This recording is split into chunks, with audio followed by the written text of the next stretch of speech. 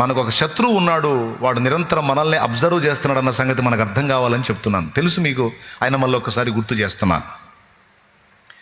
అయితే వాని గురించి మాట్లాడుతూ బైబిల్ అనేక వచనాలు సాక్ష్యం ఇస్తున్నాయి.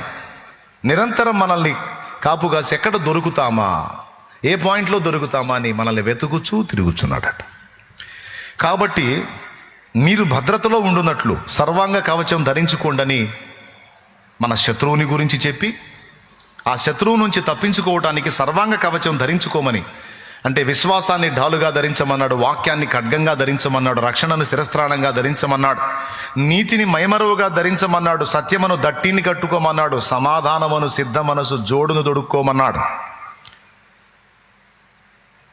అంటే కత్తి పట్టుకోండి, డాలు పట్టుకోండి, కిరీటం పెట్టుకోండి, శిరస్త్రాణం పెట్టుకోండి, కవచం పెట్టుకోండి అంటే నిజంగా వస్తువులు అనుకునేరు.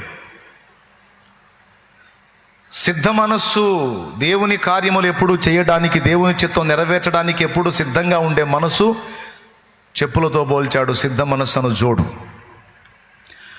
దేవుని వాక్యం సాతానుని తుత్తినీలు చేసేటువంటి ఖడ్గం. కాబట్టి దేవుని వాక్యం ఏంటో తెలుసా? వాడితో పోరాడే యోధులకు కత్తి లాంటిది.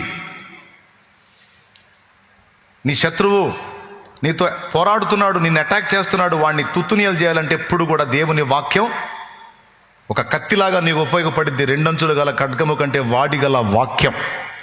కాబట్టి వాక్యం ఎప్పుడు కూడా నువ్వు చేత కలిగి ఉండమన్నాడు. పాత నిబంధనలో అయితే వాక్యము మీ తలలకు కట్టుకోండి, మీ చేతులకు కట్టుకోండి, మీ గుమ్మాలకు కట్టండి అని కూడా చెప్పాడు. అలాగే సత్యము, సత్యబోధ, సత్యమై ఉన్న యేసు, సత్యవాక్యం, వాక్య సారాంశ సత్యం, అంత సత్యము దట్టిగా నీ నడుముకుండాలి. అదే నీకు బలమని. దట్టి నడుము కట్టుకుంటే టైట్గా ఉంటుంది, ఫిట్నెస్ అన్నమాట. దేవునికి స్తోత్రం.